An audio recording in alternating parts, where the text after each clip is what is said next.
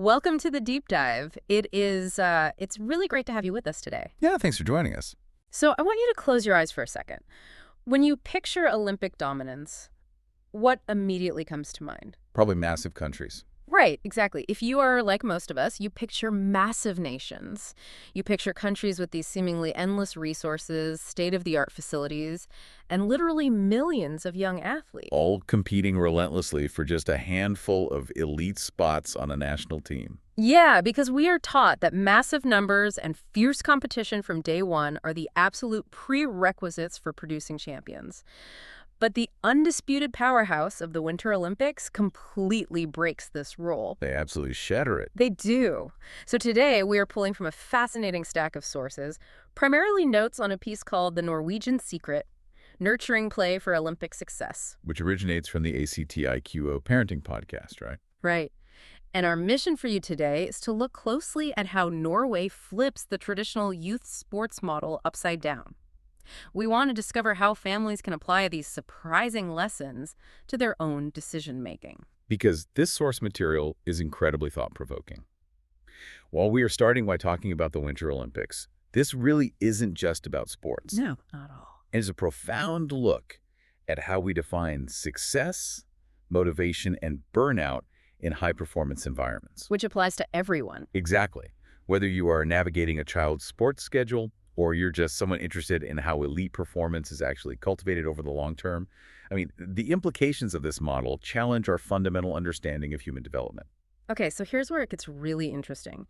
When we look at the demographic reality, Norway's success stands in stark contrast to the rest of the world. The numbers really don't make sense on paper. They don't. The source points out that Norway has a population of just over 5 million people. Right, which is smaller than a lot of major cities. Exactly. When you place that next to the populations of perennial competitors like the United States or China or Russia, they're working with a tiny, tiny fraction of the global talent pool. Which highlights a very common assumption. We operate under this ingrained belief that creating world-class athletes requires a massive population to draw from, paired with intense early training. Like a giant machine. Yeah, the traditional model relies on a gigantic funnel. You put millions of kids at the top, you apply immense pressure to rank and sort them from a very young age. Weed out the weak ones. Right, and the hardened few who survive that whole attrition process drop out the bottom as champions. But despite missing that massive funnel, Norway consistently ranks near the very top of the medal table at the Winter Olympics. It's incredible. They are dominating the globe with a fraction of the resources. And what we find when we synthesize these notes is that the root of this success doesn't start at elite Olympic training centers. Not at all. It starts with how toddlers and young children are introduced to movement. Yeah, because the traditional model you mentioned usually involves early specialization. Right, like the 5-year-old on a travel team. Exactly. A 5-year-old shows a bit of hand-eye coordination, and suddenly they are on a single-sport travel team, playing year-round, doing specialized drills every single weekend. It's intense. It is. But Norway's youth sports philosophy takes the exact opposite approach. For young children, the focus is purely on participation, exploration, and enjoyment. So no early specialization. None. Young athletes in Norway are encouraged to try many different sports, rather than committing to just one. They mix cross-country skiing, soccer, handball, biking, and a variety of other activities constantly throughout their childhood. Okay, let's unpack this, because it's essentially an issue of diversification. That's a good way to look at it. Think about early specialization like an investment portfolio. If you put all your developmental capital into one highly specific physical movement, say a baseball swing or a tennis serve, you have a highly volatile portfolio. Because if an overuse injury happens, you basically go bankrupt. Exactly. The multi-sport approach is a diversified physical portfolio. It builds a robust, resilient foundation across the entire body, rather than just over-indexing on the exact muscles needed for one specific task, while letting all those stabilizing muscles atrophy. And what's fascinating here is the biomechanical payoff of that diversification. Okay, tell me more about that. Well, by engaging in diverse sports, these kids are building what we call physical literacy. Think about the specific mechanics involved in the sports mentioned in the source. Like soccer and handball. Right. A child playing soccer is developing complex footwork, spatial awareness, and lower body coordination. Yeah. Then when they switch to handball, they're developing explosive upper body strength, hand-eye coordination, and completely different lateral movements. And then skiing comes in. Exactly. When they go skiing, they're building an incredible aerobic base and core balance. Hmm. Because they aren't locked into the highly specific repetitive motions of just one sport from age 6, they prevent the chronic overuse injuries that are currently plaguing young athletes in traditional systems. So they build a universal athletic toolkit. Yes, that physical adaptability transfers to literally any specialized sport they choose to focus on later in life. You know, one detail in the source that really stands out, especially for anyone used to the hyper-competitive travel team culture here, is how Norway handles keeping score. Oh, this is a big one. They actively discourage national rankings for young athletes. The entire system is designed to delay identifying top performers. It really shocks people when they first hear that. But wait, I have to ask. If a child is just playing around with 4 different sports and not keeping score, aren't parents worried they will be hopelessly behind the kids in other countries who've been doing specialized drills since age 6? It's a natural fear. Right. How does this model address the skill gap when these kids hit 13 or 14 years old? Well, if we connect this to the bigger picture, the psychology of retention answers that question perfectly. Okay. Let's look at what happens in the traditional model. The kids who specialize at age 6 often see an early spike in highly specific skills. Sure, they look like prodigies at age 10. Exactly. But by age 14, a massive percentage of them are suffering from severe burnout or overuse injuries. The number one reason kids quit sports is that it simply stops being fun. Because the extrinsic pressure of rankings and travel schedules turns play into a job. You nailed it. Norway's approach relies entirely on intrinsic motivation. By banning the scoreboard and the national rankings early on, they ensure that sports remain play. So the kids aren't stressed about their under 10 national rank. Right. There is no under 10 national rank to stress over. This creates a massive, highly motivated talent pool that stays active straight through adolescence. So the perceived skill gap at age 10 doesn't actually matter because the early specializers in other countries are dropping out while the Norwegian kids are really just getting started. Exactly.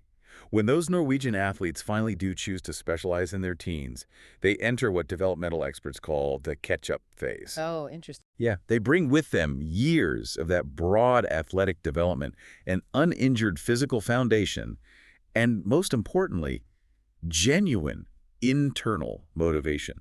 Because they actually want to be there. Exactly. They are specializing because they are driven to, not because their parents invested thousands of dollars into it since they were toddlers. So the system produces elite performers by intentionally removing the early pressure that weeds kids out prematurely. Precisely. So what does this all mean for you listening right now? Because most of us aren't trying to raise Olympic cross-country skiers. Probably not, no. But this perspective directly challenges the deeply stressful assumptions so many of us hold in our daily lives.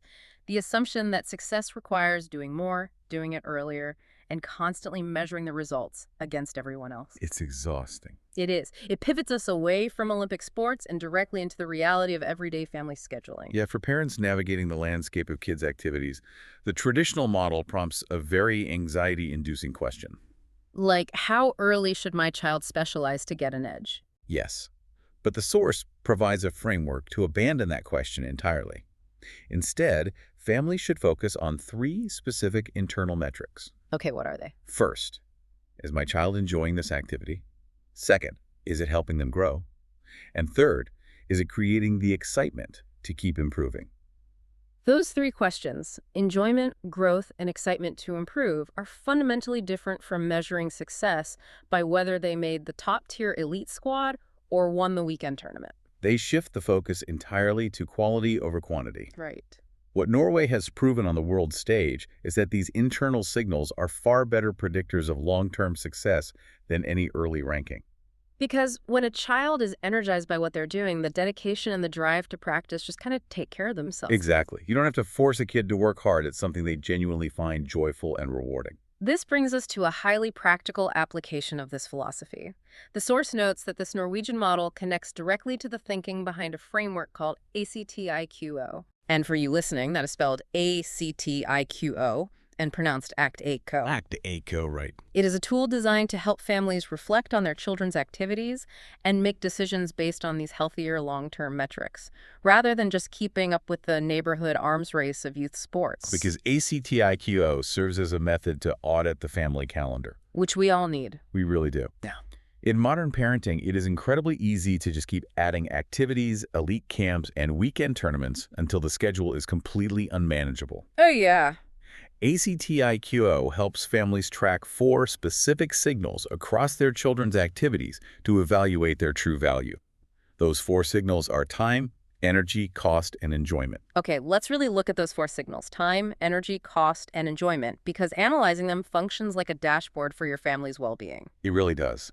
If we take time first, we aren't just talking about the 60 minutes a child spends on the field. No, not at all. We are talking about the logistics. The driving across town in rush hour, the sacrificed family dinners, the entire weekends lost to out-of-state tournaments.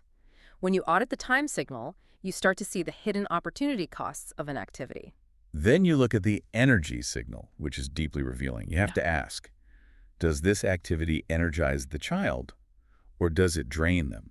That's a great question. And crucially, does it drain the parents? Right.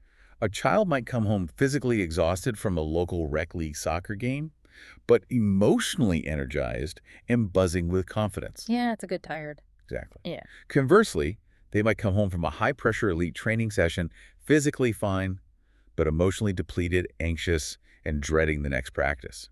Tracking the energy signal highlights the friction in a child's development. And then there is the cost signal. The youth sports industry has become a massive financial burden. There is a tendency to equate high cost with high value. We do that with everything. We do. We assume that if we are paying thousands of dollars for specialized coaching and elite gear, our child must be getting a superior developmental experience. But the Norwegian model proves that immense financial investment at a young age does not correlate with long-term elite performance. In fact, it often just amplifies the pressure. Which leads directly to the final and most important signal: enjoyment. Yes. As we discussed with the psychology of attention, enjoyment is the ultimate metric. If the enjoyment is low, the dropout risk is exceptionally high, regardless of how much time or money has been invested. It doesn't matter how prestigious the team is. Not at all. When a family sits down and audits their calendar using these 4 signals, the patterns become undeniable. Right. You might look at a highly competitive travel team and realize that the time commitment is massive, the cost is exorbitant, the energy is completely draining for both you and your child, and the enjoyment has essentially dropped to 0. Which happens a lot. It is just filling space on an already crowded calendar because you felt like it was something they needed to do to keep up. Contrast that with an activity like neighborhood biking or a low-pressure community swim team. Okay. The cost is negligible, the time commitment is manageable, but the energy and enjoyment it brings to your child are off the charts. It builds their physical literacy, their social skills, and their internal motivation without the looming threat of a scoreboard. Yeah. Understanding these patterns helps families make intentional decisions about how children spend their childhoods rather than just defaulting to the most intense option available. Absolutely. The real core takeaway we want you to have from this deep dive is that success is rarely about doing more earlier. It is fundamentally about discovering the specific things that keep kids curious, motivated, and engaged over the long haul. That's the secret. Norway's dominance at the Winter Olympics proves that exploration and joy are not the opposites of elite performance. We have been conditioned to think you can either have fun or you can be a champion. But the data shows that play, broad exploration, and genuine enjoyment are actually the very foundation of elite performance. Whether you are evaluating a child's sports schedule or perhaps looking at your own packed professional calendar, prioritizing long-term energy and enjoyment over short-term pressure and arbitrary rankings is a winning strategy. Because it builds a resilient foundation. Yes, it prevents the burnout that derails so many promising trajectories. It is quite simply how you stay in the game long enough to master it. We want to thank you for joining us on this deep dive. We hope it gives you a fresh, evidence-based perspective the next time you are staring at a completely chaotic family calendar and wondering if all the running around is actually worth it. And as we wrap up today, this raises an important question, and it is a provocative thought I want to leave you to mull over on your own. Go for it. If removing early rankings, actively delaying competition, and fiercely encouraging playful exploration creates the highest performing athletes in the world, What other high-pressure areas of our lives, like our rigid education systems or even our own hyper-competitive career paths, might actually produce vastly better results if we stop keeping score quite so early?